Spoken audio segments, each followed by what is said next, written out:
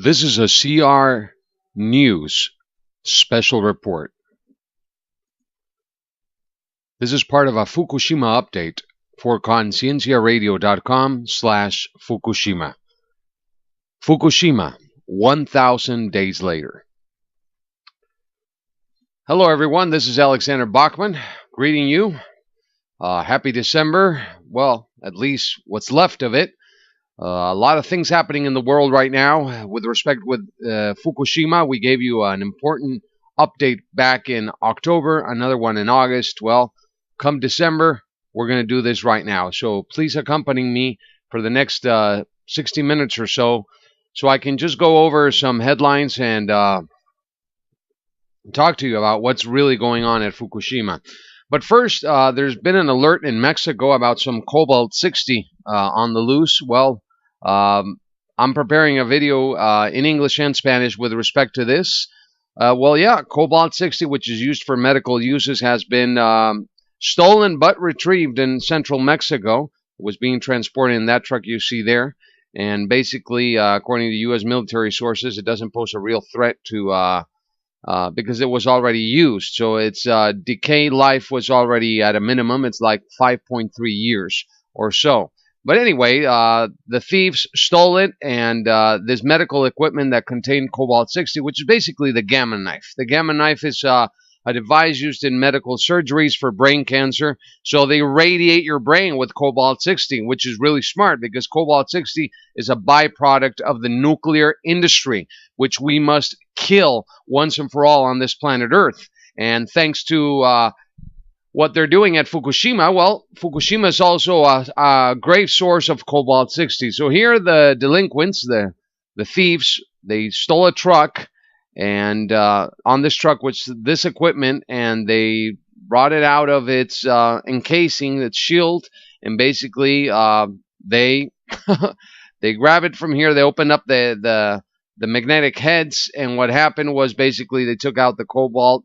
And the cobalt, they left it in a field, according to sources. It says, stolen radioactive material in Mexico found no risk to population, official says. This official, who is the head of the National Commission of Nuclear Safety and Safeguard in Mexico, the CNSNS, this guy comes out and says there's no risk to the population when these pellets, these cobalt-60 pellets, were thrown in a field somewhere in central Mexico. I'm going to do a special report on that, but I just wanted to cover this just real quickly because it ties into Fukushima greatly. There's a fear of radiation. Fear of radiation forces evacuation of two neighborhoods in what's called Huepostla. Now, Huepostla is a community of 4,000 people, not more than that, in the state of Mexico. On the border with Hidalgo, and the cobalt-60 remains there. Basically, this is the guy, Juan Ibenschutz Hartmann, which is basically part of the Zionist cabal in Mexico controlling everything. This guy's a physicist. He worked for his entire life at the Electricity Federal Commission in Mexico. So this is the guy that came out and said, don't worry, we don't have to evacuate or anything, nothing. So the guys where the thieves opened up this device they stole, well, it was in a house. And then basically for scrap, most of the people believe that. This man said, there's no risk to the population. Don't worry, we don't have to evacuate, right? Juan Ibenschutz Hartmann. Now, this man that you see here on your screen is a Mexican Jew who controls the Mexico Nuclear Regulation Commission. That's basically the NRC of Mexico. Now, he says there's no risk to the population. Now, why is it that on this box that they were transporting all the way from Tijuana, here it says, Mexican Institute of Health, Tijuana, Hospital number 20. Why is it if they were transporting this box containing this medical instrument for the gamma knife, for cobalt-60, to remove brain tumors, and it was already spent and was going to be sent in order to get rid of the cobalt-60 and get it disposed appropriately, why is it then that he says there's no imminent threat when the International Atomic Energy Agency out of the UN said, whoa, whoa, don't even get close to it. 4 minutes of your time near cobalt 60 is enough dosage to kill you. All right? 4 minutes. 4 minutes. I mean, I'm just saying, 4 minutes. Well, according to military sources in the United States, it doesn't pose a threat. It was already used. Its decay life gone. So there's really no threat. So what is it going to be? Because there's like a 500-yard perimeter around the region, around the house, and they're evacuating at least 2 neighborhoods right now in central Mexico because of this nuclear situation, radioactive situation. Not nuclear, radioactive, I'm sorry. So here's the image right there, okay? So the people are scared because nobody's telling them anything. But I'm going to tell you how this guy might tie into all of this. Look, 70% of the people in the Mexican in politics have political positions. 70% of them are Jewish. That's what I'm getting at. They're Jewish.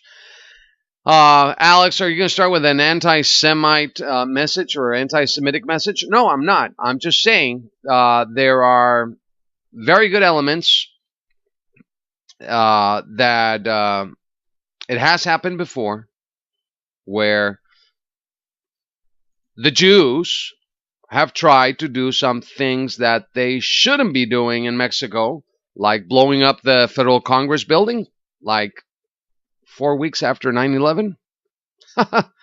Yeah, those Jews, and they might be offended, but you know what? The fact is that it's been proven genetically by Tex Marsh, who wrote an incredible book about the DNA of the Jewish people. They're Ashkenazis. They're Ashkenazi.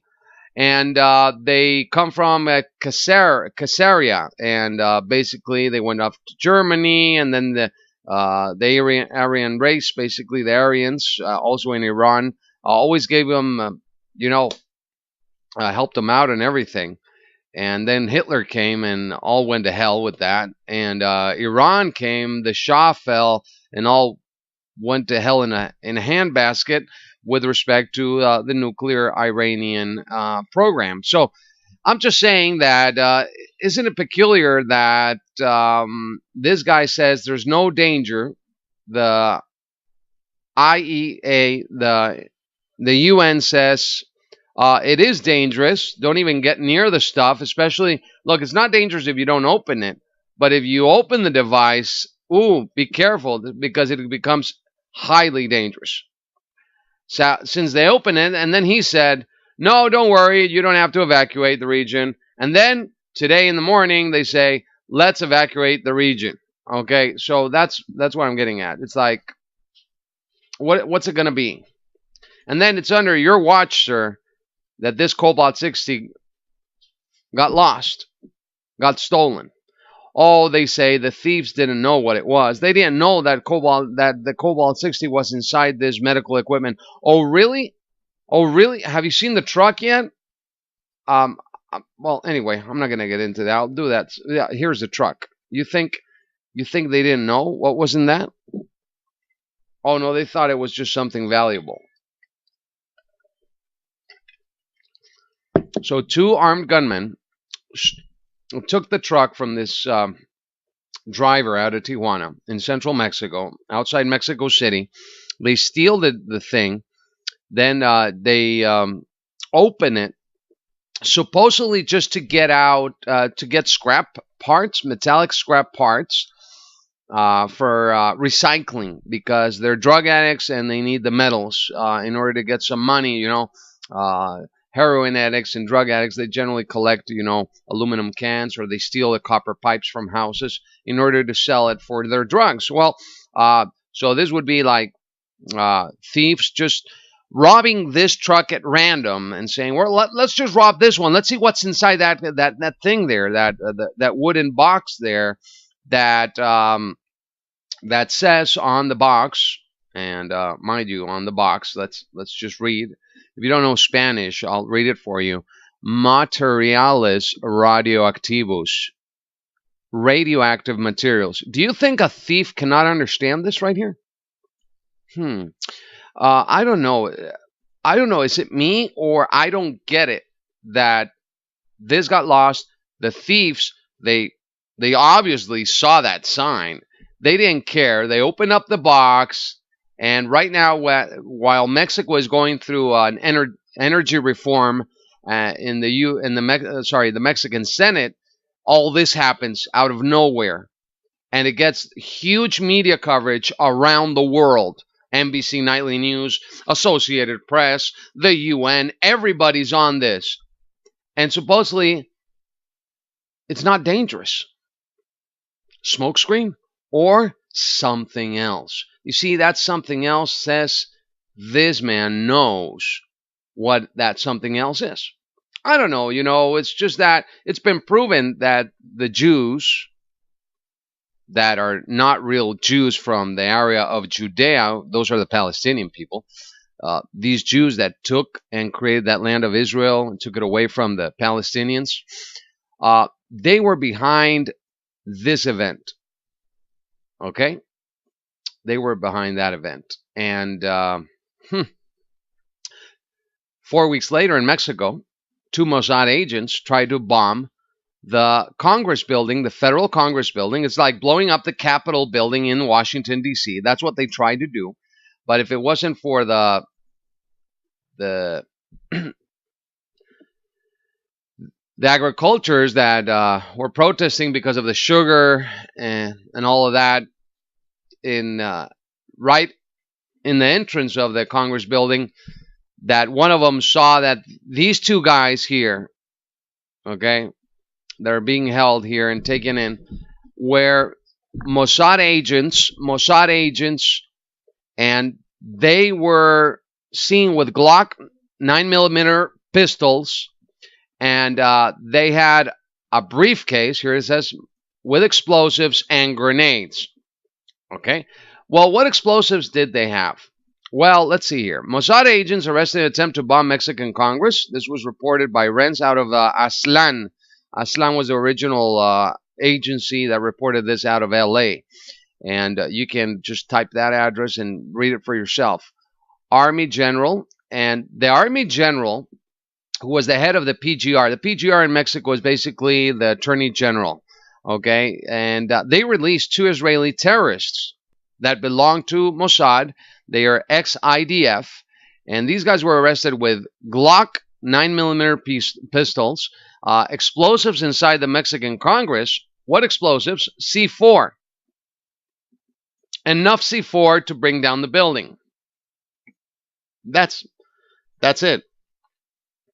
The guys who were detained on October 10, 2001 are Salvador Gerson, he's Israeli Mossad, and Zar Noam Ben-Zvi, former IDF.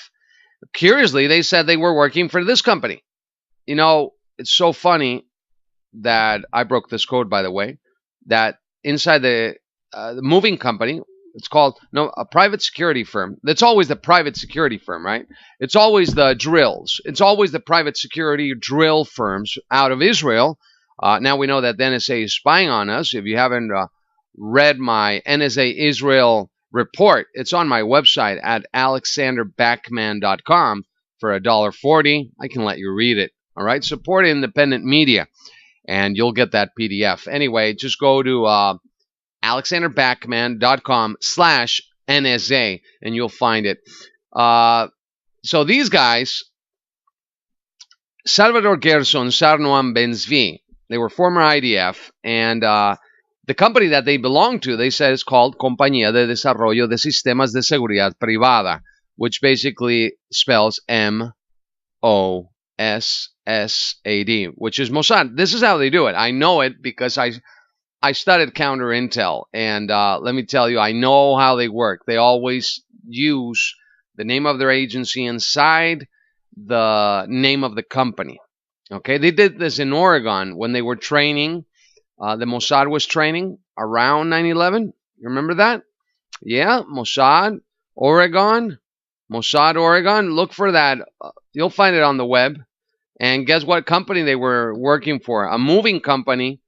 And the same thing happens with that moving company. I'm not going to get into it right now, but The same thing happens with that moving company. It spells Mossad on their name. So these guys had C4 grenades, Glock pistols. Oh, that's not a crime of terrorism. No, because they're Israeli. So basically, they were detained, and Rafael Maceo de la Concha, who was general at the time and Attorney General of Mexico, had a little discussion with guess who? Well, no, it wasn't this man. It wasn't that man that you see on your screen, okay, which Juan Ibenschutz Hartmann. No, it wasn't him. But, it could have been the same because it's the same people. Jorge Castañeda Gutman. These are of the Gutman family, Ashkenazi Jews. This guy was the foreign minister of Mexico, or minister of foreign relations out of Mexico in the time of Vicente Fox. Remember that Mexican president that promotes marijuana right now? Vicente Fox? Well, this guy also promotes marijuana openly. I think he teaches at Columbia University in the United States. And he's a New World Order asset. He was trained in Cuba, Cuban spy, and Israeli agent. Absolutely. Enemy of Mexico? Absolutely. You know why? He could be accused of treason. The guys who bombed or tried to bomb the Mexican Congress were released. You know why? Because this guy called Israel. He called Israel because he's a lapdog of Netanyahu and said, Bibi, we have a problem over here. We have two Mossad agents, and they got him red-handed. They were going to blow up the Mexican Federal Congress building, equivalent to the Capitol in Washington, in Mexico City, in order to get Mexico to participate in the New World Order war against Iraq back then. Okay? That's why they did it. Okay? To invade Afghanistan and everything, to get Mexican military support, and also to get the oil from Mexico, from Pemex, in order to do this. So that's why they did it. And they were trying to, but they didn't get it. Later in December of that year, I remember well, if my memory serves me correctly, they attacked the Federal Congress building in New Delhi and destroyed it. I'm just saying, the hotel in Bali, mini nukes, Cobalt 60. I'm just saying, all right, could be, right? Well, anyway, this guy did it. He did it. He called Israel, and basically Israel sent somebody over, top-level Mossad, and took these two terrorists, their names again, Salvador Gerson and Sarnoam Ben-Zvi, back to Israel under his orders. Let's send them back to Israel, said Jorge Castañeda Gutman. Remember that name, please. So Jorge Castañeda Gutman sent them back to Israel, and they were not accused of terrorism. Well, does that show us that Israel does have certain interests in mind when it comes to their Mexican citizens in power? Either you're Mexican or you're Israeli Zionist, and I believe they're Israeli Zionist. Okay? And they're not even Jews, by the way. It's been proven genetically now. Read a book called The 13th Tribe. You'll learn about it, and you'll get to know about it. If not, go to Texie Marr's website, TEXEMARRS.com, and read about it. The real DNA of the Jews. Anyway, back on topic here. So we have this out of Energy News. Excellent work, by the way. One headline says, report nuclear material came off unused fuel assembly removed from Fukushima Unit 4 pool. Guess what it had? Cobalt 60. And Cobalt 60 right now, this is when this came out in June of this year, was at 1,400,000,000 becquerels per kilo of debris. And Cobalt 60 felt like grit. Now, this is 4 minutes of Cobalt 60. If you're exposed to Cobalt 60, a byproduct of the nuclear genocidal industry, it can kill you in 4 minutes. So the thing is that this thing is everywhere at the Fukushima Unit 4 pool. I mean, that Cobalt 60, I remember Juichi Shimatsu, here he is. I remember Juichi saying on Ren's February of this year, I think, he said something like this. Well, Jeff, out of Fukushima, one of the byproducts of the nuclear industry is cobalt 60. And cobalt 60 is used, and many people don't know that Japan produces at least 90% of the materials for cutlery, which is knives, forks, and spoons, teaspoons, tablespoons, so you can eat. And basically, what we have with this incineration, that they're incinerating all these nuclear materials from the debris of the tsunami and earthquake in March 2011, well, they're releasing that into the atmosphere. That's bad in itself. But what's worse is when the cobalt 60 gets into the metal supply in the recycling plants, they mix it up, they melt it, and they use it to create stuff, well, that already happened. And check this. Bed Bath & Beyond, had to suspend selling this, which are these tin boxes for your typical tissue paper. Well, basically, they always try not to panic, make the people panic. No imminent public threat. Bed Bath & Beyond pulls radioactive tissue boxes from stores. Cobalt 60 detected. There's no danger. Remember, there's no danger. We can experiment with you, American citizen, if we can. There's no danger. Remember, we can conduct, DOD exercises without you knowing it to see your reaction in your body to cobalt 60 tissue boxes. Okay? Anyway, metal tissue holders contaminated with low levels of radioactive material may have been distributed to Bed Bath & Beyond stores. Well, you know what? Yes, it's true. But also what is true, and I thank Joichi Shimatsu for bringing that to our attention, is that Canada suspended all cutlery coming out of Japan. Selling the cutlery. So, have you checked with your gamma ray detector, your Geiger counter, your cutlery recently? And if you have bought any, does it have cobalt 60? I'm just saying, all right? Also, Arnie Gunderson, he said this. Think about ramifications for Tokyo, he said, about the initial release. How would you like kneeling in radioactive waste to pick flowers? Cobalt 60 in majority of samples up to 1,481 becquerels per kilo. Okay, he said that this year. How would you like kneeling in radioactive waste to pick flowers? Wow. And then this report in June 2011. Report, city of 290,000 people, 60 kilometers from Fukushima meltdown is in danger. Extremely high radiation detected along with what? Cobalt 60. And that's what got lost in Mexico. Oh, it turns out, by the way, get this. This happens at least 6 times a year in Mexico, according to reports. It's not that unusual that they steal or they rob radioactive materials. And they just get lost. They're called orphan sources in the nuclear industry. They're orphan sources. We got orphan cobalt 60, orphan uranium, 260. There, yeah. It's lost. It's orphan. It doesn't have a mama anymore. All right. Anyway, then we got this report and says that Fukushima City, is in danger. Extremely high radiation detected. Our urgent special report reveals more than 10 times the radiation limit. Even cobalt 60 was detected. Children, that's why I put this here. Look at that. Children, what? Should be evacuated immediately. Did they evacuate the people? No. Okay? But the government says nothing, pretending to not know anything. And it still does not know anything. According to what we know, Fukushima is still out of control. Check this one out. Japan author, Fukushima disaster, impossible to control, senior scientist. The sheer number of things going wrong.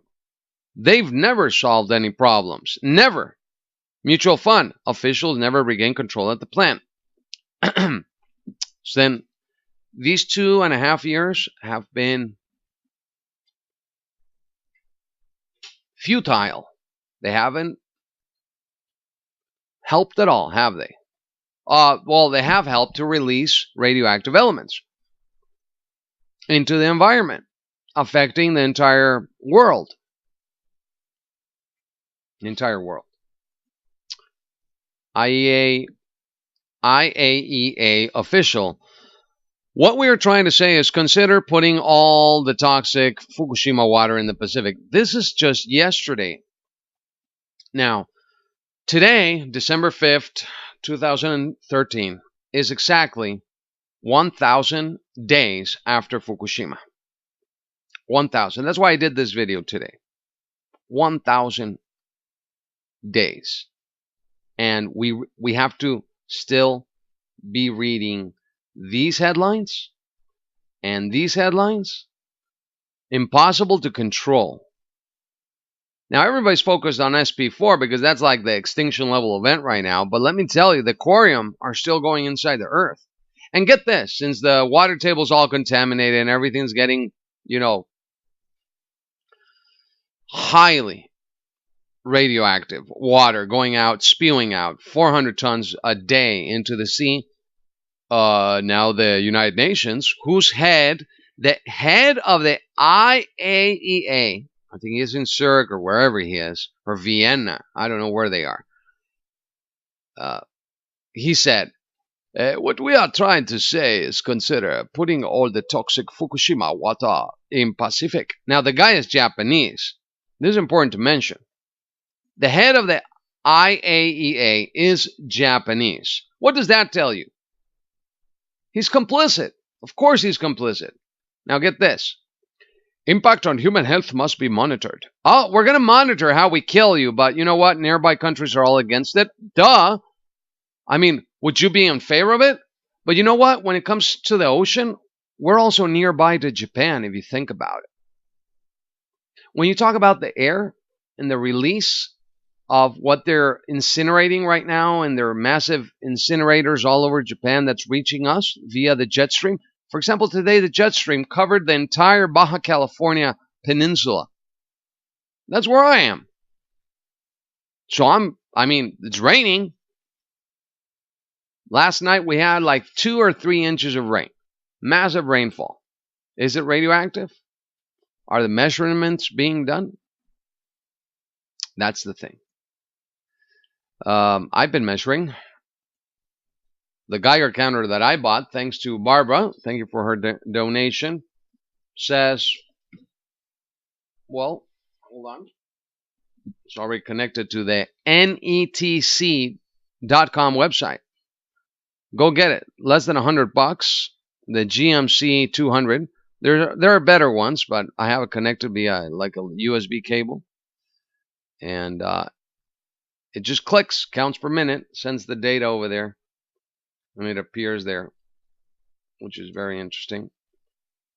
I don't know if it works correctly. Sometimes it does the thing, and sometimes it doesn't. There it is. Did it do it right there? Did you see that? There?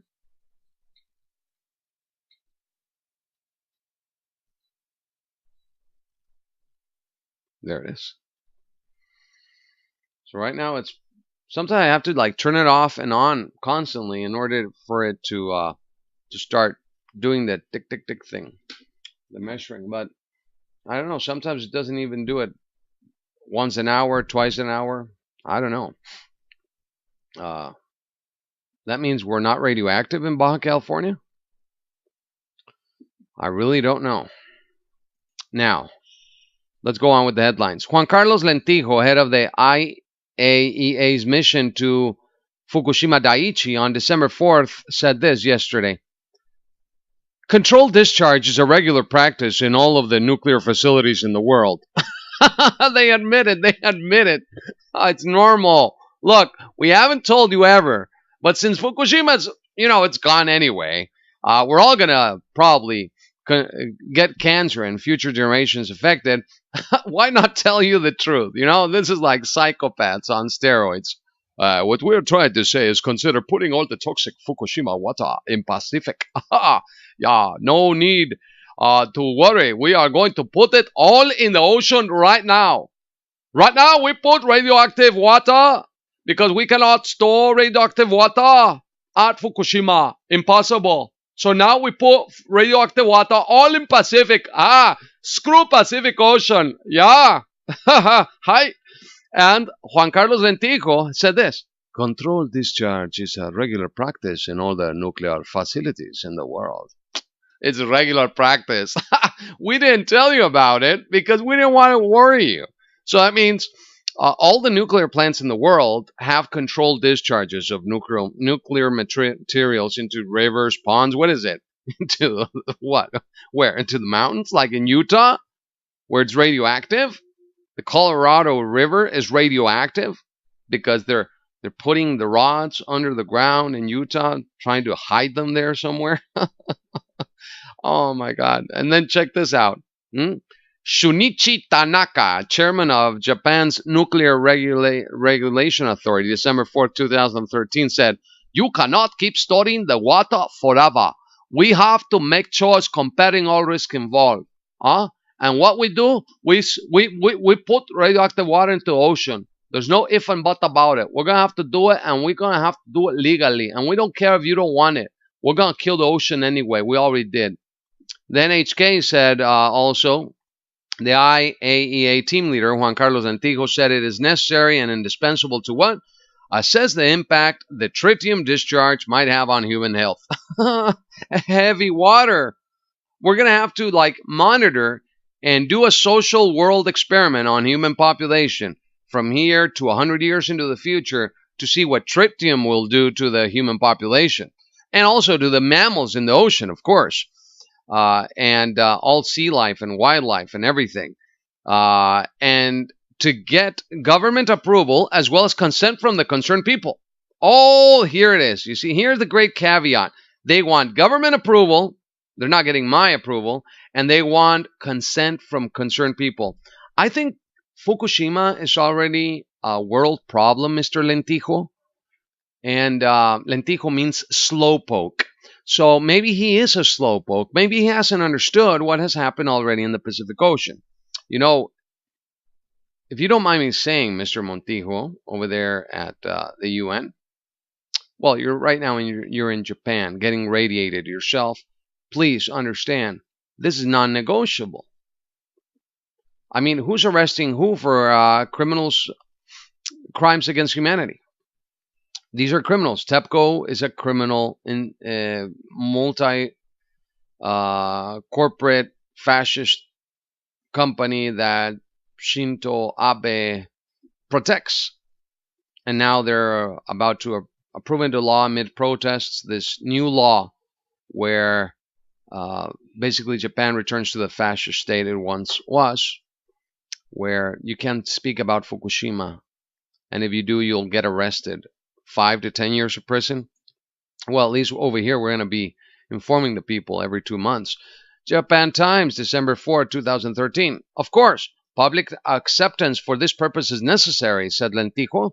And then AFP. Local fishermen, neighboring countries, and environmental groups all oppose the idea. What idea? What we are trying to say is consider putting all the toxic Fukushima water in Pacific, and everybody is opposing the idea. Why do you think everybody is opposing the idea? You see how criminal they truly are? That's how they think. They don't care. This happened in TV. All-time high radiation level in well at Fukushima plant 40 meters from Pacific. All-time high radiation. Right now, this is right now. All-time high radiation. I'm not going to shout today. All right? I'm not going to shout today. I promise you, because a lot of people have been, commenting and emailing me. Alex, please keep your tone down. We don't want to hear your rants. Okay, it's all right. If you don't want to hear my rants, I'll stay as calm as possible. 1.1 billion becquerels per cubic meter of strontium-90. Strontium-90, that thing that mimics potassium, gets into your body, and then mimics potassium, goes to your bones, giving you bone cancer. That's strontium-90. All right. other beta emitters, fairly highly contaminated water leaking into ground and being allowed to flow into the sea. They're already doing it. They're allowing it. They're just allowing it to flow indiscriminately into the sea. Okay, next headline. Professor, it's true about 70% of of Japan's territory, is polluted by Fukushima. Is this the sayonara end of Japan? I think so. Tokyo contaminated with highly toxic radiation. You know, I have an acquaintance. He lives in Tokyo. I'm not going to say his name now because the Japanese government might be onto him. But he's going to give me information over the internet. And maybe I might be able to interview him under anonymity, of course, because he's living there in Tokyo. He went back with his pregnant wife. Well, she already had the baby, obviously, but why would you go back? Why would you go back if you already came here to America? Well, anyway. Tokyo contaminated with highly toxic radiation. Experts worry about catastrophic impacts on health. Okay, catastrophic, not minimal, partial, some, unknown. No. What's that word again? The key word here is catastrophic. Okay, key word. Remember that. And then we got another study. And this is what Michael Collins has been saying all along. Now he's threatened. He can't speak openly on radio. He was threatened like 2 days after I did the report on October 25. He was threatened by the powers that be, the nuclear industry people. Threatened probably with what Juichi Shimatsu said. They can put you 20 years in prison, invent crimes against you, or they can even kill you and your family. That's how strong the nuke companies are, controlling governments and agencies and everything, organizations. It's just terrible. That TEPCO is still getting away with this. Japan is covering up for TEPCO, and USA, the CIA front, is still covering up, and the Jewish-controlled media is not speaking about the situation at Fukushima at all, except Russia Today and Energy News, Rents, Fukushima Diary, Jim Stone off and on, and that's it.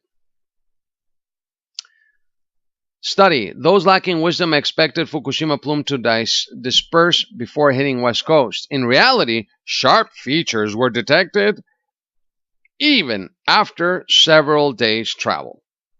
So that means it's not diluting. All the models can go in the trash because there's spikes. There's like streams of highly radioactive water of cesium, strontium, tritium flowing through the ocean, hitting entire fish populations, mammals, whales, cetaceans, dolphins, turtles going crazy. Yeah, this is happening right now. Right now. Arnie Gunderson. They want to dump all Fukushima's radioactive water in Pacific. TEPCO, it will be diluted. When we just said it's not being diluted.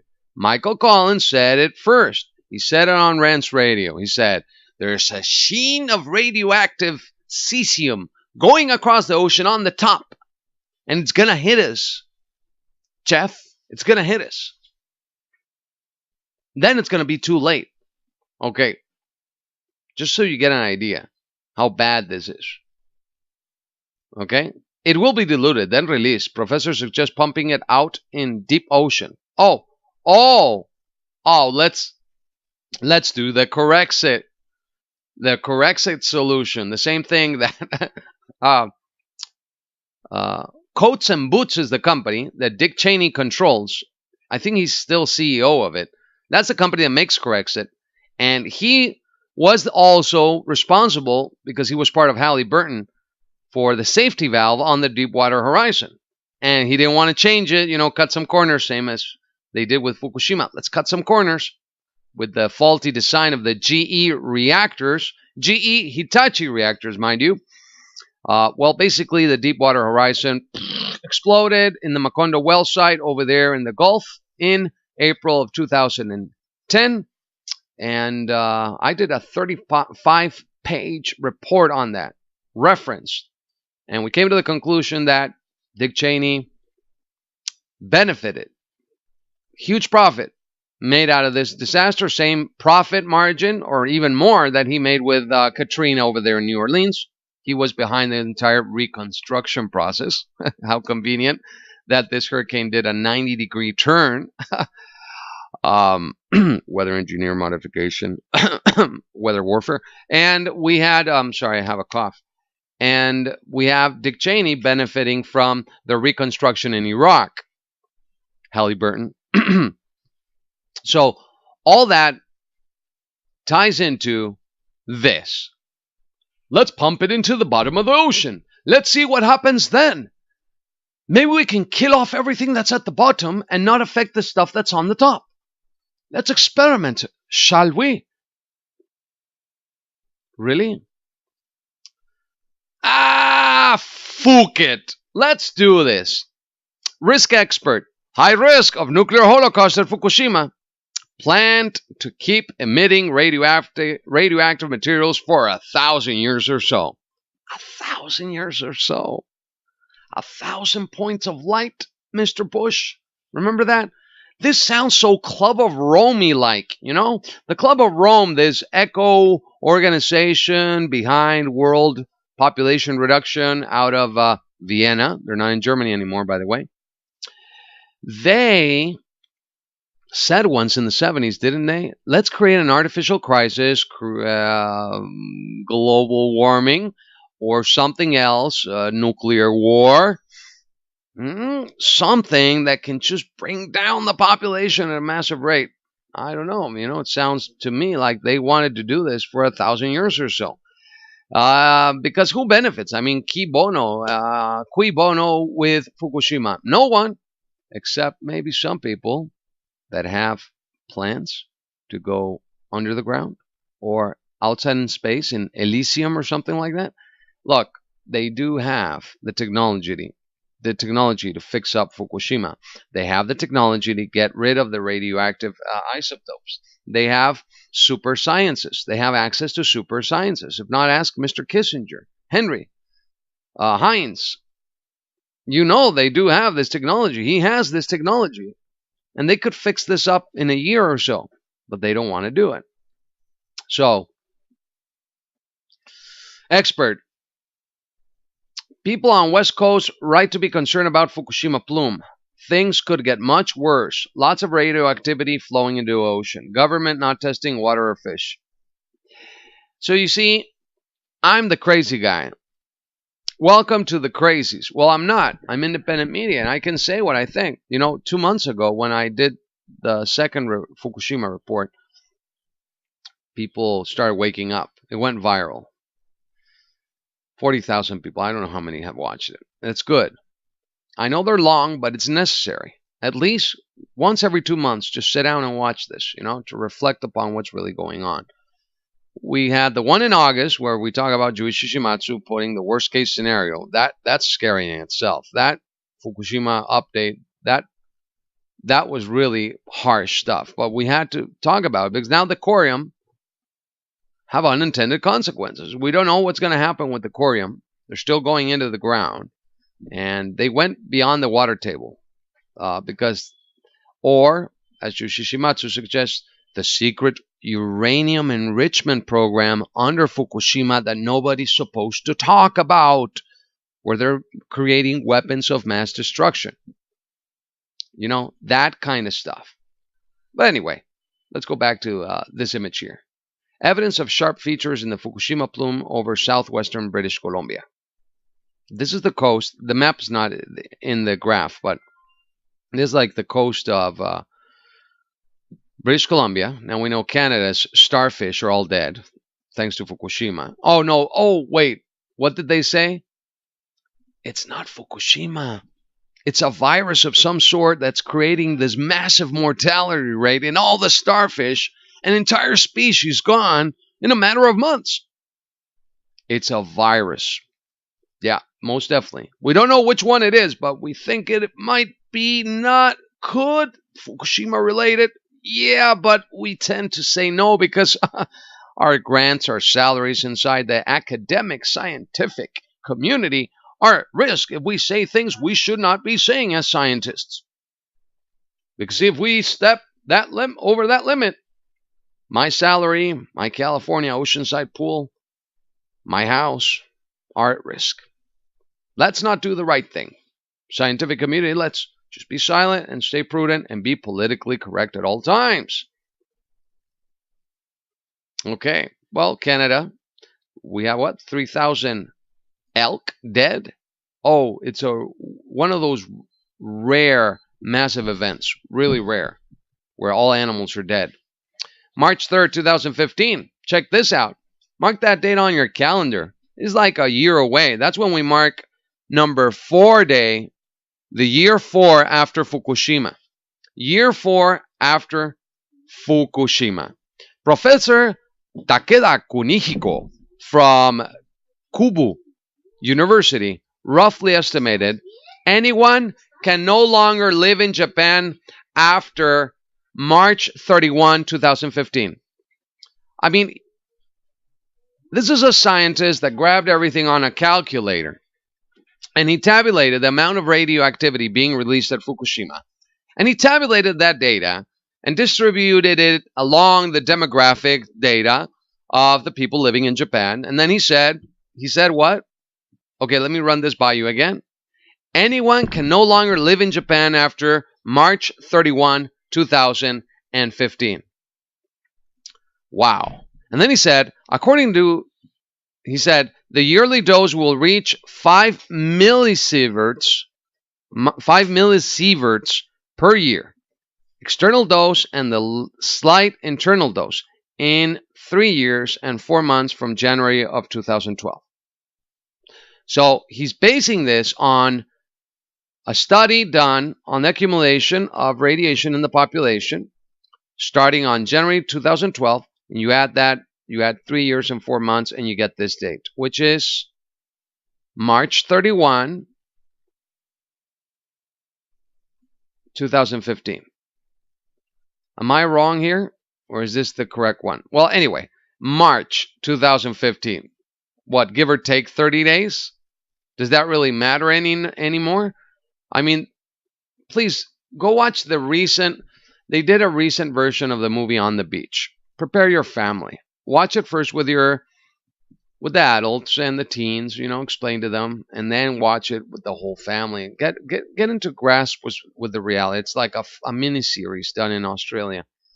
Excellent. Not the old black and white version. Get the new version. It should be up there on the web. I watched it. Came to terms with that reality real quickly. And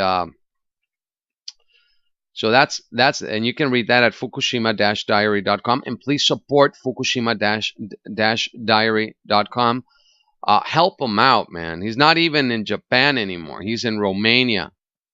And mulțumesc frumos for your work. Thank you. Sorry about my Romanian there.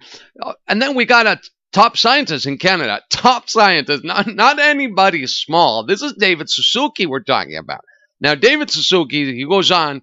He's on the stage with David Schindler, paraphrasing here. And he's like, Fukushima is the most terrifying situation I can imagine. I've seen a paper which says it's bye-bye Japan and to evacuate North America's west coast if Unit 4 goes after quake and rods are exposed. Okay, so we're still here like this. The quake, the 7.4, nothing happened. They retrofitted the building so it wouldn't collapse, which was good because that gave us some time. But what are we going to do? Are we going to evacuate the entire western seaboard of North America? We're talking about if 90% of the population live on the coastlines, and we split 2 coastlines in the United States, it's roughly 100 million people living in California, Oregon, Washington. And then if we add Vancouver and down south in Mexico, we're talking about let's say 120 to 140 million people. How are you going to evacuate 120 to 140 million people off the coastline? Oh, only the people that can evacuate are going to be able to evacuate. Is that what you're saying? Oh, the people that have the economical resources to evacuate. Yeah, moving. Yeah. Where? To the southern hemisphere? No, I just heard on True News, TrueNews.com. If you go there, Rick Wiles interviewed, and let me get you the date. He interviewed somebody from there, and let me see if I have it here somewhere. If not, please forgive me. I have the date. It was earlier in the month,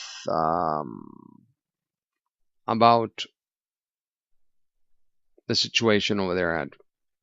Here it is. I have it right here. It was on 11/11/13, on November 11. Remember 11/11. The 11/11 interview was a Monday at TrueNews.com. Go look for that and listen to that. There was a Yale professor there on with him, and he said something very, very harsh. If Unit 4 goes, we're talking about 1,500 rods, minus the ones they've already been taking out. Oh, but guess what? He mentioned where they're taking those rods. We'll talk about that in a minute, but man, he said if that thing goes, the entire world will be radiated, not only North America. Everybody's putting all the radiation in the northern hemisphere, like the currents and the ocean currents and the air currents, the jet stream and all that does not get mixed with the bottom of the planet. No, I got news for the people in South America, Africa, Australia, New Zealand, and so on. We're all going to get radiated by this thing. All right? Yes. Next headline. Study finds giant strontium-90 release into body of water, and this begins exactly around 1,000 days after meltdown. Oh, that's today. Welcome to day 1,000. Welcome to day 1,000, where this study comes into fruition. Strontium-90 release 1,000 days after meltdown. December 5th, 2013 equals 1,000 days after 3/11. Graphic shows very high levels being discharged for up to 50,000 days. Wow, that's like a lot of days, man. How much is that in years? Somebody said. It's like 150 years. Let me see. 50,000 here in my calculator. 50,000. Sorry, 50. Again, sorry. 50,000 divided by how much? Okay, 365.25. That's 136.89 years. Right? Okay. 136 years more. So we're in 2015, and let's add that to, sorry for my 5 there. 2015, and if we add 2015 plus 136 years, that takes us to the year 2151. So in the year 2151, we might be out of danger from Fukushima. Is that a fair estimate for you guys? Yeah, future generations. Oh, I get it. You're like one of those transhumanists that says, since we're going to have access to the super sciences as well as the Jewish elite, there's not going to be a problem because we're going to be able to clone ourselves into new radioactive resistant human beings with endoskeleton and everything made of metal. Anti-radioactive transhuman agenda coming. Thanks to Ray Kurzweil and his vision of the year 2045. Go to 2045.com, 2045.com. They even have a political party now. Fukushima, 1,000 days later, Argun Makhijani says. He's a nuclear expert and president of the Institute of Energy of Environmental environmental research. Groundwater is contacting the molten fuel and becoming extremely contaminated. The fuel is molten and the bottom of the reactor building is undoubtedly damaged. So that's why the groundwater flowing past the trenches and pipes and past the basement of the reactor building is getting into the reactor building where the molten fuel is. It may also be that the molten fuel is in the cracks of the foundation. Wow, well, thank you. Thank you, Mr. Makhijani, for your assessment on the matter. A little bit too late, 2.5 years later, but now we know this and everybody's been talking about the same thing. AP says the turbine buildings at the Fukushima Daiichi plant are about 150 meters from the ocean, according to a Japan Atomic Energy Agency document. The contaminated underground water is spreading toward the sea at a rate of about 4 meters a month. At that rate, the water from that area is just about to reach the coast. Our coast, okay? If it hasn't already, said Atsunao Marui, an underground water expert on a government committee studying the contaminated water problem. We must contain the problem as quickly as possible. Yeah, you must contain it. How are you going to contain what you already said you're not going to contain? Sir, how are they going to contain that which cannot be contained anymore? Again, what we are trying to say is consider putting all the toxic Fukushima water in Pacific. And then we have another nuclear expert saying, excuse me, could we just please, where is it? What, here. He said, we have to stop it. We have to contain it. Here it is. Okay? Anyway, we have to contain the situation. Now, if we go on here, a German study from the early 1990s parallels the situation right now at Fukushima. And they did a study on the strontium release. According to figure 1, hold on, let me get the door. Hold on.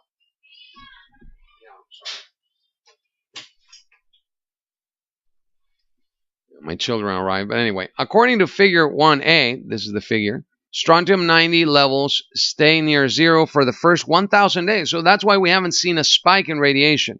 But after the 1,000 days, which levels spike to dramatically and appear to remain elevated for the next 50,000 or so days. Oh, welcome to day 1,000. Today, December 5th, 2013. Day 1,000, where we celebrate the strontium-90 massive spike out of Fukushima today, according to estimates. Though Fukushima is more than 3 times closer to the water than the reactor in this study, it is more than 3 times slower. And of course, Fukushima is dealing with 3 melted reactor cores, not 1. So it's 3 times closer to the ocean than the German study. And it is more than 3 times slower. That's 0.133 meters per day versus the 0.5 meters per day in the German study. And of course, Fukushima is dealing with 3 melted reactor cores, not 1, in the history of the world. Anyway, it parallels the study. It's not absolute. I mean, it's not a perfect mirror copy, but at least it tells us that today is day 1,000. Then we have, regarding strontium-90, marine chemist Ken Buzeler from Woods Hole Oceanographic Institution said, our biggest concern right now is if some of the other isotopes, such as strontium-90, which tend to be more mobile, get through these sediments in the groundwater. They are entering the oceans at levels that then will accumulate in seafood and will cause new health concerns. Okay. Then, the study lists several ways to try and mitigate the contaminations, installing impermeable walls around the plant, pumping off the groundwater using extraction pumps, and freezing the soil. I'm going to do one on you. What? Say what? They can't do that. They're going to freeze the soil, and then they're going to, I mean, the water is a technology created by God, a wonderful element that flows. You can't stop water. Try stopping water. Water flows. Water has to go everywhere it goes. You can freeze water up to a certain point, but then where are you going to put all the frozen water and keep it frozen into infinity? I mean, what? You're going to create this nano tubing up to outer space that can go through the atmosphere and just extract all the water out into outer space? That would be a solution. One of those mega machines you can build with all your FUKU technology, right? Obviously not. So that's one. The study lists several ways to try to mitigate. However, Buesler said any contamination in the groundwater would eventually flow into the ocean. That is very difficult to stop even with barriers. Of course, the AP writes that Buesler's research suggests contaminated water from the reactor turbine areas is already leaking into the sea. It's already leaking into the sea. So they can't stop it. That's the idea. Yale professor speaks out. This is the guy I told you about. High risk of nuclear holocaust at Fukushima. Plan to keep emitting radioactive materials for 1,000 years or so. Okay. Interview with Dr. Charles Perrault, professor emeritus at Yale University and author of award-winning book Normal Accidents Living with High-Risk Technologies. November 11th. This is the interview that I told you about at truenews.com. He said at minute 46:30, but there's something else I heard at minute 28 through 31. You should listen to that too. It is still emitting radioactive materials to the atmosphere, not in a gigantic form, but it's going to keep emitting that for 1,000 years or so. I think the only thing they can do with it is cover it with cement like they did with Chernobyl. The problem with Chernobyl and the problem with Fukushima, in contrast with Chernobyl, Professor, is obvious. Chernobyl was in the Ukraine. I was in Sweden at the time when that happened. I remember 1986 clearly because we were at risk of the plume reaching Sweden in Stockholm. But the difference here with Fukushima, it's right near the ocean and it's already leaking into the ocean. How are you going to stop that from happening? I mean, you can put all the cement on top of this baby. There's 3 corium that are in meltdown inside the earth there and still traveling. I don't know. And then they had this problem with Chernobyl this year. Part of the roof collapsed and they had to cover it again. So anyway, I like Juichi Shimatsu's solution of putting zeolite in massive amounts. Zeolite mineral, because of its hexagonic crystalline molecular structure, can contain the radioactivity. Zeolite with the letter Z. Go to magicmineral.com with Mark. He has a mine here in California, right off, I think it's in Palmdale, right off Los Angeles, north of Los Angeles. Tell him Alexander sent you. He's a great man, an honest man. He can help you out with massive amounts of zeolite being sent to Fukushima right now to pump that where the corium are and start containing the problem. Zeolite. That's the solution to Fukushima. Tell him Alexander sent you. I'd start taking zeolite right now. I'm already taking it daily. All right, but FDA doesn't let me talk about it, so please disavow anything that I've just said. I'm not a doctor. I'm not a physician. I'm not authorized to say these things, so I apologize. I retract my comment. Is that fair? Okay. NBC Nightly News, another highly troubling report about what's going on in the Pacific. Millions of starfish melt away from Alaska to California. Now it made NBC Nightly News. Expert: Fukushima radiation not ruled out as factor in epidemic. Very, very different than anything seen before. We don't know what it is. It could be Fukushima, but, I mean, what is it? They're all melting away. The sunflower starfish, which is the biggest one, is dying off. The seal puppies are hurt. Oh, they call it an unusual mortality event. All the way from Baja all the way up to Vancouver and Alaska. The polar bears are having lesions too, loss of hair. The elks, the dolphins, and the whales. Marine biologist Pete Raimondi, interviewed on KRBC, said this on November 21. There's something about the outbreak that is very, very different. It's always been associated with warm water in the past in an El Niño event. We're not in an El Niño HARP-induced event. There's two things that are really bewildering. Look at the words used by the scientific community. Bewildering. One, we are not in an El Niño event. The second thing is the spatial thing from Alaska down to Orange County. There it is. Key area. Okay? It's hard to think of a mechanism that is consistent across the whole area of geography. An entire species is gone. Okay. It's not a virus. It's obvious it's Fukushima. Then NBC Nightly News, November 29. That's a couple of days ago. Brian Williams, anchor, said, environmental officials in California say there's been another highly troubling report about what's going on in the Pacific. Something is killing the starfish, and they don't know why. Why? They have been dying in record numbers on the West Coast. Pete Raimondi, etc. The same thing I'm talking about. Same thing. The mysterious disease has now spread to at least 10 species of starfish and is threatening more every day. Okay, so it's a mysterious disease. They don't know what it is, but it's a mysterious disease anyway. That is not Fukushima. It could be Fukushima related, but it's very easy to put two and two together.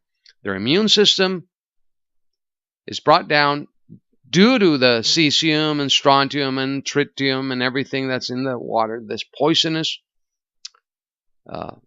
pockets of highly radioactive streams under the ocean hitting these populations of starfish. Then their immune system goes down. They get sick. They have a virus, whatever, a bacteria, and they just start getting sick.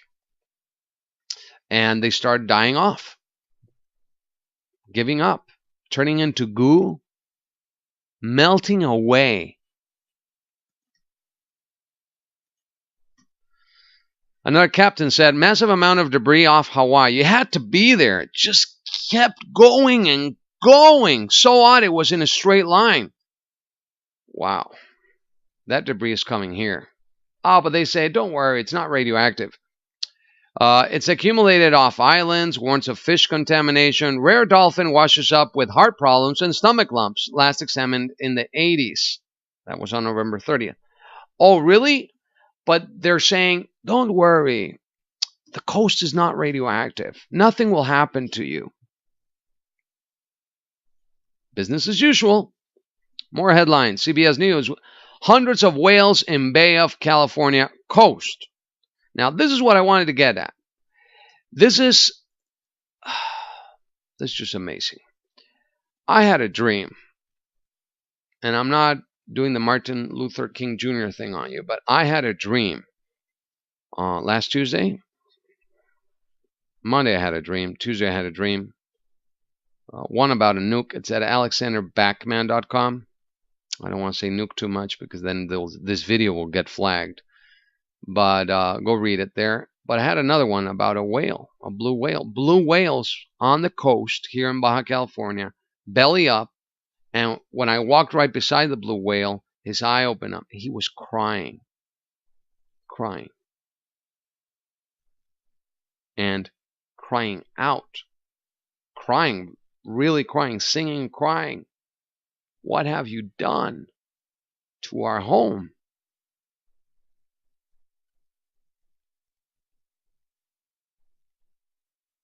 What have you done to our home? You humans. The whale knew that our species on the surface did that to them. In 2005, I used to do a lot of meditation before I accepted Jesus Christ, and in one occasion, I admit I did have contact with the whales and the dolphins through meditation, and what made me stop the contact with the dolphins was they started demanding me to take action on the surface, telling people what they were telling me. And today I lament myself so much for not having done what I should have done in the first place. They are a very advanced intelligent species, the cetaceans, whales and dolphins. That's why we have the same brain as they do. There's only 3 species with the same brain. And same bone structure in the hand, by the way. Their fins are exactly the same in the bone structure as us. That means there's one designer, which is God. God created whales, dolphins, and humans very similarly. Why? For a reason. So anyway, they told me this. What's it going to take, Alex? They said. 100,000 of us washing up on your shores so you understand what you're doing to us? That's what they told me. And they told me that when that day happens, when hundreds of thousands of dolphins and whales start swimming on our coastlines asking for help, it's going to be too late.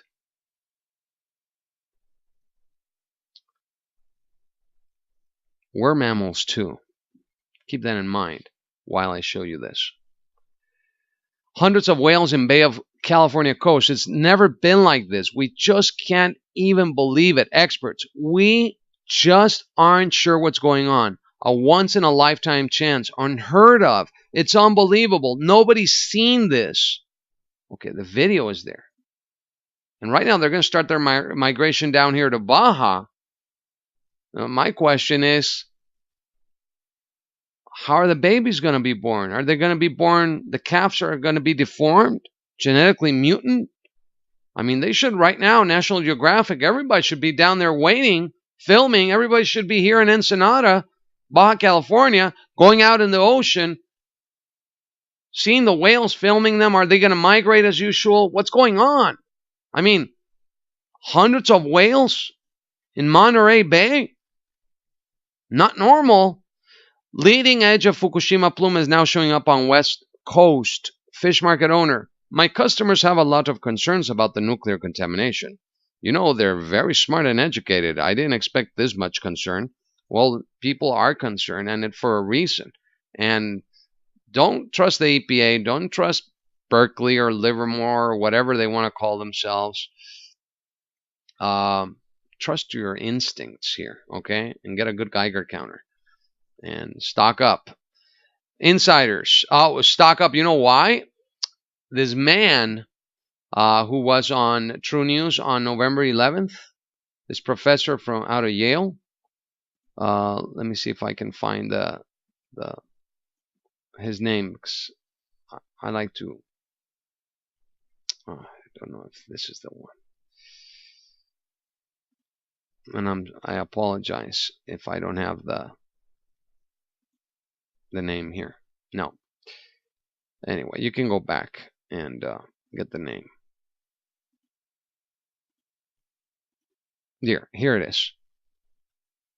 Yale professor speaks out, and then I talked about it. I think it was here. Dr. Charles Perrow. Perrow, not Perot like, you know, Perot, P-R-O-T, but P-E-R-R-O-W. And perro in Spanish means dog, by the way, but I'm not doing it in that sense, but so I can associate the name and remember it. So Charles Perrow, he said something. He said, stock up for months. Cristina Consolo said stock up for months as well. If SP4 goes, we're not going to be able to go outside, at least until that thing settles. And if it never settles, I mean, what is the purpose of trying to survive something like this anyway? You know, I've been thinking about it with my family. You know. Well, let's go into the forecast, okay? This is just so sad. It affects me. It does, because if dolphins are already washing up with heart problems and stomach lumps, okay, that means we're next. The whales are telling us something. Don't eat the fish. Insiders. State secrets bill meant to suppress Fukushima news. And this is what they're protesting right now. I don't know if it got passed or not. I haven't been up to date as of today. I've been working on the Cobalt 60 report that I'm doing. Japan public stunned citizens could face years in prison. Man has mouth stuffed with cloth after voicing opposition. Toxic leaks into ocean seem unstoppable. Government must plug the information instead. Fascism, repression by the state. Maybe this is my last Fukushima video. Maybe I'll get censored as well. I don't know.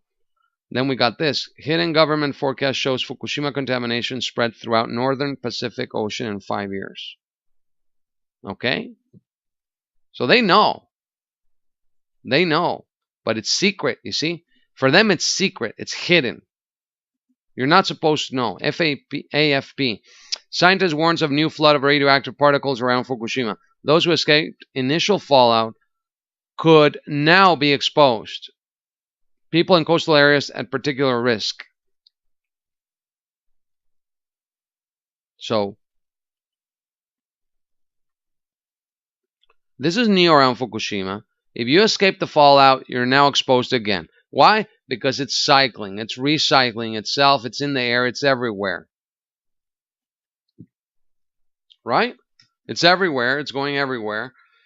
It's going down to Tokyo. The winds took it down to Tokyo after the initial uranium, plutonium, sorry about that, explosion that went all the way down to Tokyo. I mean, what about the children? You people don't have a conscience. You do not at all. The children. Have you ever heard the term, you Japanese fascist pigs in the government? The term children and women first. Never heard of that? You are pigs. I mean, I have no doubt in my mind that you are evil, evil, evil people. I shouldn't say pigs. You're not pigs. You're evil people. You're evil, evil, an evil, evil, evil empire, entity, Japanese government. You are evil.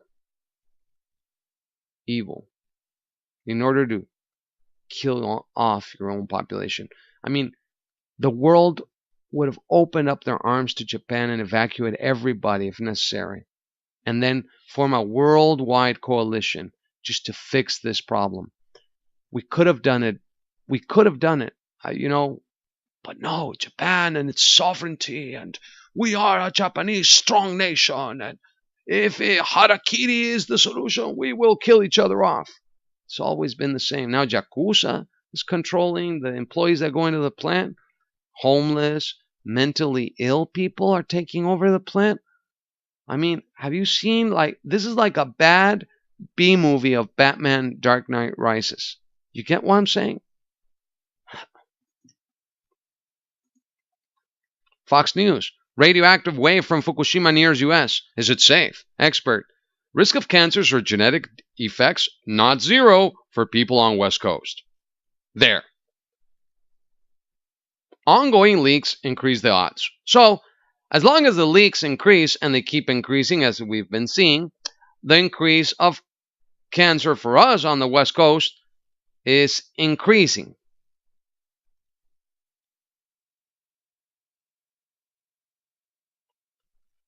Wow.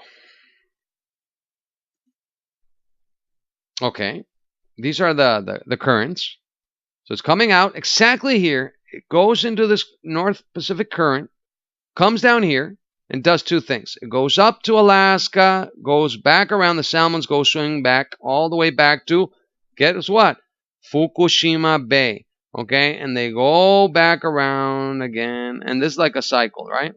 Then there's the other cycle, goes down to Baja. That's what's going to accumulate here and go back here. Oh, but get this. And then it mixes here and goes back into the southern equator and goes back here and it's going to hit Acapulco. It's going to hit Central America. Then the radiation is going to go back down here. Notice that. And it's going to mix up here with the southern equatorial current. And it's going to go down where? To Australia. You guessed it. It's going to go around here. And it's going to come back up through Chile and Peru and Ecuador and go back. And there we go. And then it's going to go back down here and go back down here. And it's going to mix here, obviously, into the Arctic conveyor and mix down here. And it's going to start spinning around all the radioactivity around the South Pole. It's going to go back up here off the coast of Ghana. Then it's going to go back down here off the coast of Brazil and Argentina. Then it's going to get into the Caribbean. And then it's going to get here in the middle Atlantic, sorry. And then it's going to get here. So the only safe place is going to be the Gulf of Mexico, apparently, because that's where it's just a cesspool of Corexit. That's great news. And then it's going to go up into Scandinavia. So from what we can assess, if those nuclear subs of Russia have not released their radioactive cores, which is right now a risk here near Norway, do the research. Russian nuclear subs to release radioactive elements freely into the ocean. It's like everybody used the ocean as a dump for everything, and now we're paying the consequences. So the only thing that's safe right now maybe could be the sockeye salmon from the Atlantic. That's what we could eat maybe this New Year's. Jeff Renz did this graphic design. Fukushima radiation plume nears West Coast. SoCal to be blasted. Masses of sea mammals move close to shore. You're right, Jeff. This is so bad. It really, truly is so bad. I'm going to try to read it. It began with the anchovies. You know what? Let me open up the image. I have it somewhere else here because it's too small for me on the screen of the software that I'm using. And I apologize for that, but I'm the guy who's controlling here everything. Okay, here it is. Here's Jeff's. I'm opening this up. And it says, okay. It began with the anchovies, miles and miles of them, in the waters of Monterey Bay. That's off Santa Cruz, right? Then the sea lions came by the thousands. The pelicans, bottlenose dolphins, in groups of 100 or more have been spotted. But it was the whales that astounded even longtime residents. More than 200 humpbacks, and on a recent weekend, a pot of 19 rowdy orcas. The water in every direction roiled with mammals. For almost 3 months, Monterey and nearby coastal areas, a mammoth gathering of sea life that scientists here say is unprecedented. New York Times, November 24, 2013. And it goes on to say here, after the approaching first plume expected to hit the California coast in 3 to 5 months. Watch how non-stop Fukushima radiation will continue to smash the entire West Coast and all sea life for decades to come. This is hard science, says Jeff Renz, not fear-mongering. Every rain system coming out of the North Pacific and moving across America will be carrying varying amounts of radiation. Think rainwater. This calamity is unprecedented in history and is the direct fault of the hideous nuclear power industry, which was never needed. I agree. Never needed. And now look what you did. The model, the China-Korean model, doesn't even adapt to the reality of what's going on here. It says that it will accumulate here, Baja California, West Coast, Canada, Alaska, Oregon, Washington. The cesium-137, right? And it will dilute by 2047 here. I don't agree. I did a special video. If you click on the link right there on the video right now, on that little box I put here, you'll be able to watch this video of where I explain this in English and Spanish. It's a bilingual edition I did. But anyway, they're extracting, this is the nuclear reactor from SP4, well, from reactor unit 4. SP4 is here. Those are the pools with all the 1,500 or so radioactive rods that this crane, this new Hitachi crane they built, that one, is going to be extracting the rods in a very sophisticated system of water in a very controlled environment. Don't worry, we're going to do this correctly. You know, they always have to be underwater, but now they can reach criticality. And Professor Perot, at minute 29 on the November 11th interview with True News, said, he said, if any of the two connect, criticality, and then what would happen?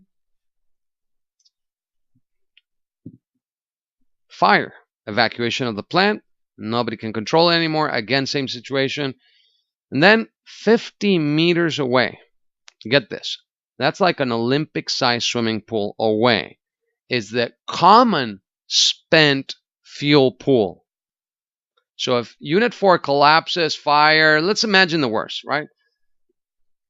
Pyrophoric fire, criticality, chain reaction, explosion, boom, everything out of control.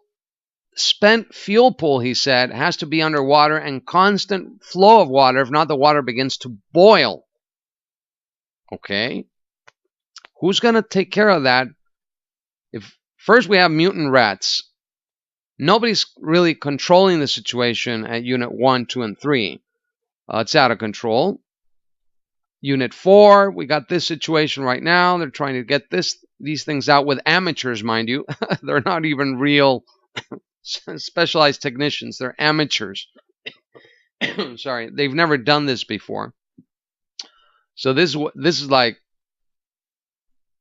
an end of the world scenario right here. So they built this new mock structure around it. That's why it hasn't collapsed. And yeah, they invested a lot of money. There's their little Hitachi crane and everything. And they're trying to get these rods out of here. And they're putting them in this thing, a special container filled with water at all times, moving it with the crane, and so to put it here, according to what I understand, on a flatbed truck that just moves it 50 meters to the right of the unit, right? Unit 1, 2, 3, 4. To the right over here would be the spent fuel pool around this region here, right? 50 meters away. So there's 6,000 rods.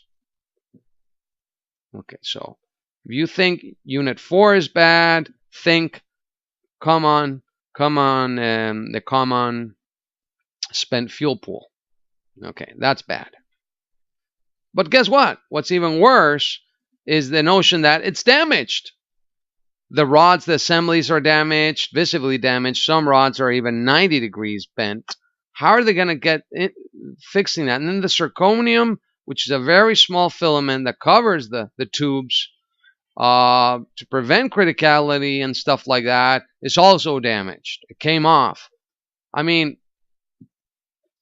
this is a disaster waiting to happen. I think December, I don't want to give forecasts of dates, but it's bad. Look, I got this code in my head. I couldn't get it off my head. I just published it on my website if you want to read it. It's also at Before It's News. It's called the Fukushima Nihon Code. Now, unbeknown to a lot of people, I do these codes, and in less than like 5 minutes, I can do all of this. I just get the need to do a code, and I do it, and everything pops up in its place.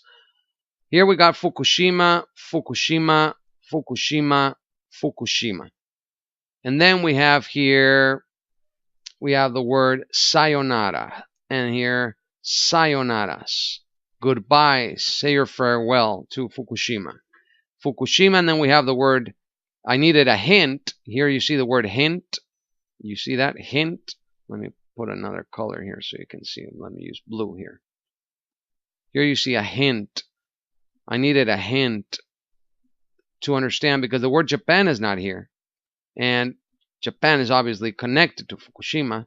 So the hint was, well, I had to do research. Another word for Japan is Nippon, Nippon. But the real word, the official word that is used is Nihon. So here we have Nihon. Nihon means Japan. So Japan is connected in the code matrix. So this code matrix has a lot of information with respect to Fukushima. I just wanted to share with you. Here we have other words that are important, like fuke, the new verb that we had to create after this. We're all fuked now. Okay, fuke. It's a new verb in the English language. You can use it widely now. It's fuke. Okay, we're all fuked.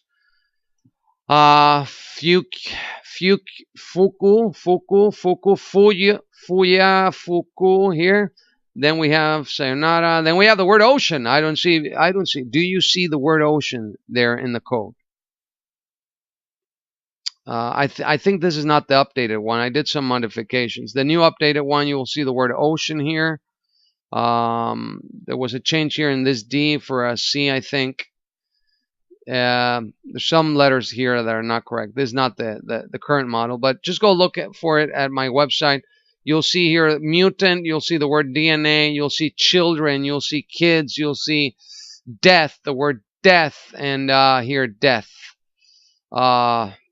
destruction, calamity.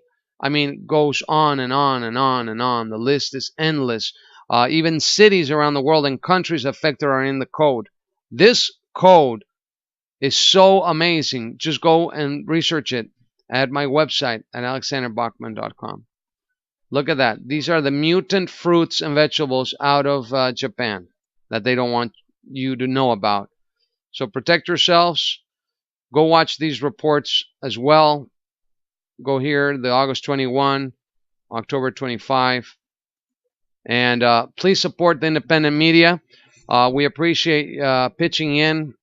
We can't do this without your help. If you want to support us to get more of these reports by February, we need your support. Pitch in at conscienciaradio@prodigy.net.mx. That's our PayPal, conscienciaradio@prodigy.net.mx. At the end of the Fukushima code I have at the Alexander Backman site, I give instructions on how to proceed. If you don't have PayPal, you can chip in by sending us money not by other means. That's all we do. We are independent media. I lost my job once the CIA wanted to kill me back in 2010. So that's it. God bless you, everybody. Have a I'm not going to say holiday season or anything. I'm just going to say blessings to you all, and I hope you are safe and you're with your families and enjoy the end of this 2013. And let's hope for the best in 2014. But the way things are going, I don't know. Thank you for watching.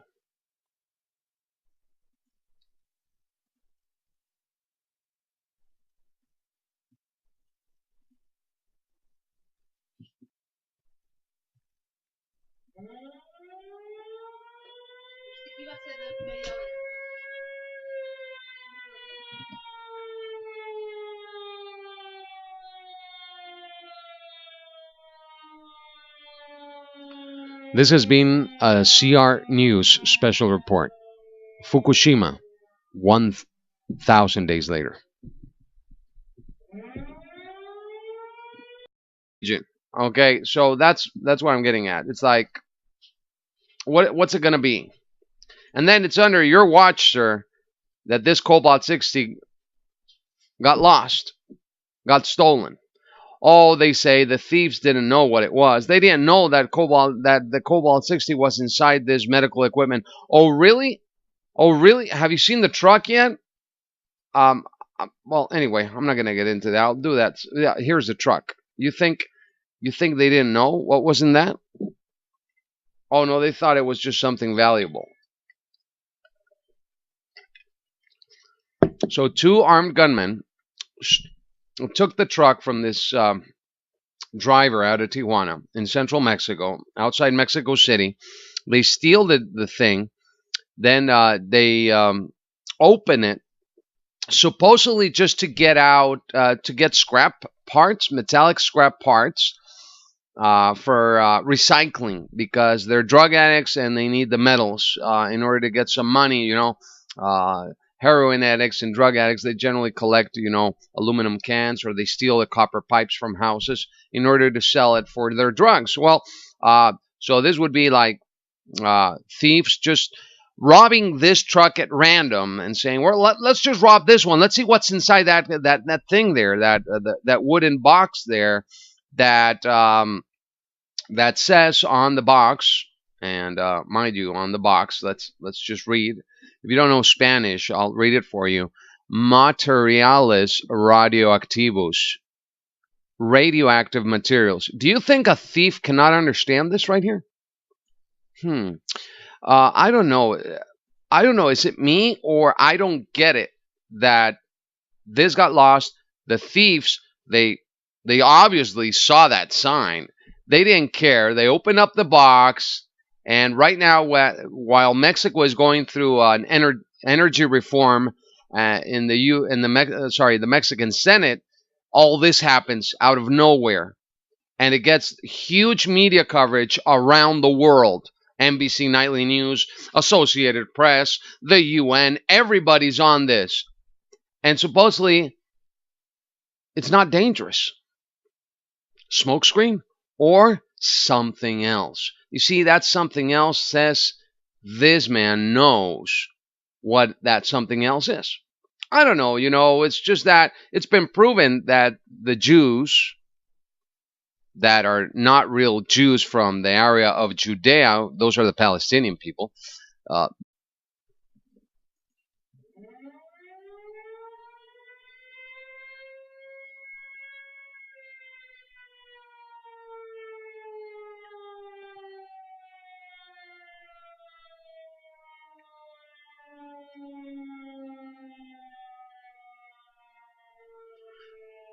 This is a CR News special report. This is part of a Fukushima update for concienciaradio.com/Fukushima. Fukushima, 1,000 days later. Hello everyone, this is Alexander Backman greeting you. Happy December. Well, at least what's left of it. A lot of things happening in the world right now with respect with Fukushima. We gave you an important update back in October, another one in August. Well, come December, we're going to do this right now. So please accompany me for the next 60 minutes or so I can just go over some headlines and talk to you about what's really going on at Fukushima.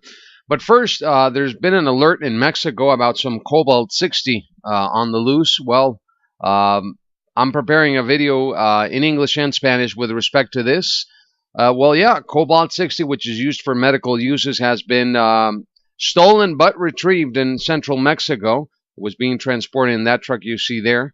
And basically, according to U.S. military sources, it doesn't pose a real threat to because it was already used. So its decay life was already at a minimum. It's like 5.3 years or so. But anyway, the thieves stole it, and this medical equipment that contained cobalt 60, which is basically the gamma knife. The gamma knife is a device used in medical surgeries for brain cancer. So they radiate your brain with cobalt 60, which is really smart because cobalt 60 is a byproduct of the nuclear industry, which we must kill once and for all on this planet Earth. And thanks to what they're doing at Fukushima, well, Fukushima is also a great source of cobalt 60. So here the delinquents, the thieves, they stole a truck, and on this truck was this equipment, and they brought it out of its encasing, its shield, and basically they they grab it from here. They opened up the magnetic heads, and what happened was basically they took out the cobalt. And the cobalt, they left it in a field, according to sources. It says, stolen radioactive material in Mexico found, no risk to population, official says. This official, well, according to military sources in the United States, it doesn't pose a threat. It was already used. Its decay life gone. So there's really no threat. So what is it going to be? Because there's like a 500-yard perimeter around the region, around the house, and they're evacuating at least 2 neighborhoods right now in central Mexico because of this nuclear situation, radioactive situation. Not nuclear, radioactive, I'm sorry. So here's the image right there, okay? So the people are scared because nobody's telling them anything. But I'm going to tell you how this guy might tie into all of this. Look, 70% of the people in the Mexican in politics have political positions. 70% of them are Jewish. That's what I'm getting at. They're Jewish. Alex, are you going to start with an anti-Semite message or anti-Semitic message? No, I'm not. I'm just saying there are very good elements that it has happened before, where the Jews have tried to do some things that they shouldn't be doing in Mexico, like blowing up the Federal Congress building, like 4 weeks after 9/11. Yeah, those Jews, and they might be offended, but you know what? The fact is that it's been proven genetically by Tex Marsh, who wrote an incredible book about the DNA of the Jewish people. They're Ashkenazis. They're Ashkenazi. And they come from Caesarea. And basically they went off to Germany. And then the Aryan race, basically the Aryans, also in Iran, always gave them, helped them out and everything.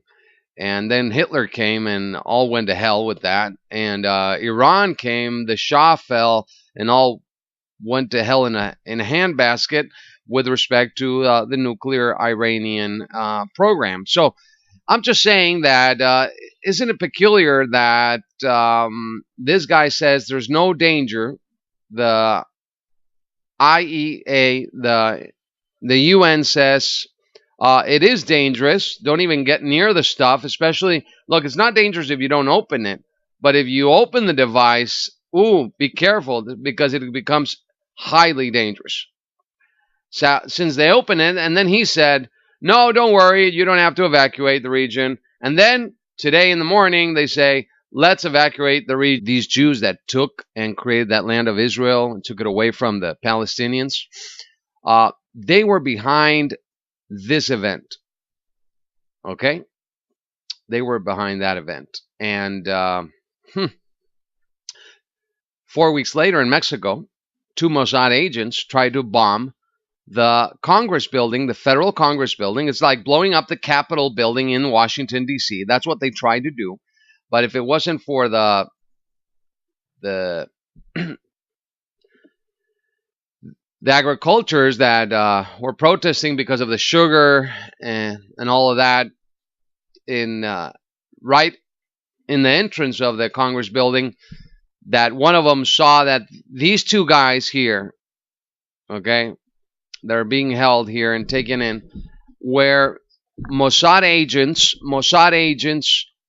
and they were seen with Glock 9mm pistols, and they had a briefcase, here it says, with explosives and grenades.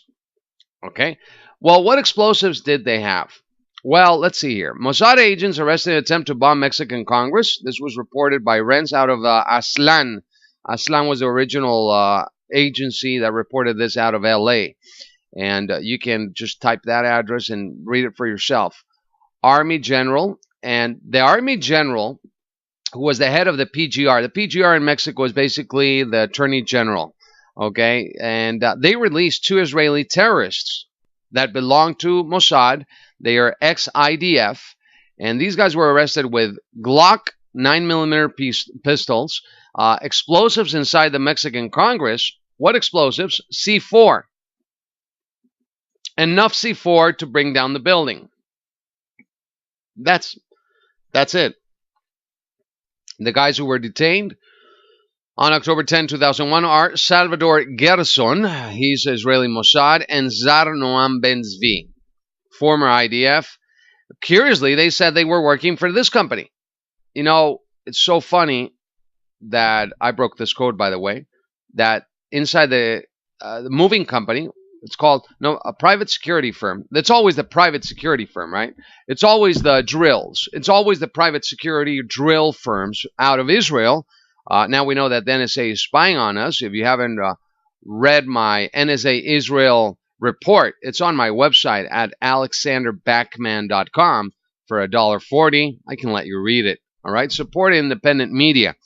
Who is the head of the National Commission of Nuclear Safety and Safeguard in Mexico, the CNSNS. This guy comes out and says there's no risk to the population when these pellets, these cobalt-60 pellets, were thrown in a field somewhere in central Mexico. I'm going to do a special report on that, but I just wanted to cover this just real quickly because it ties into Fukushima greatly. There's a fear of radiation.